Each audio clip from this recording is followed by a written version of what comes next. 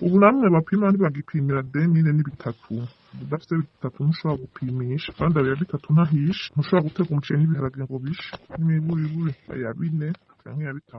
Uyo numwe mu banyagihugu bo mu gisagara ca Bujumbura muri zone Kamenge aho yemeza ko kuronka amakara yo gutekesha ngo bishe bafungurira umuryango ataja munsi y'amafaranga 4,000. Iruhande y'ivyo abo banyagihugu babandanya bavuga ko amafaranga ari hagati y'ibihumbi 5 na 20 ari umufuko w'amakara wongewe ko bivanye naho uwuguriye nk'uko umwe muri bo yavyiganiye Radio RPA. Amakara nyene vyasubiye kwanga igice bahora bagura 75 ubu ni 95. Urumva rero udafise nk'umuntu aduga ruguru ngo yakuzanire naho nyene na ruguru bahora bayaronka kuri 65 ubu ni 75. Urumva rero nk'abo bayadandaza ku madepo atari 95 ntibaguha igice naho nyene wumva ko ari igice c'umufuko atari wa mufuko upikiriye tugura oya agiye yavuye mu gasozo umufuko wose y'ubukwiye n'ibihumbi 150. Buri baronse umuntu aduga ruguru muri izo ntara za Kirundo kure nyene hariya mu Cankuzo. Muri quartier Nyakabiga hoho utagira amafaranga ibihumbi 110 igice c'umufuko w'amakara ntiwirigura baza ni mu gihe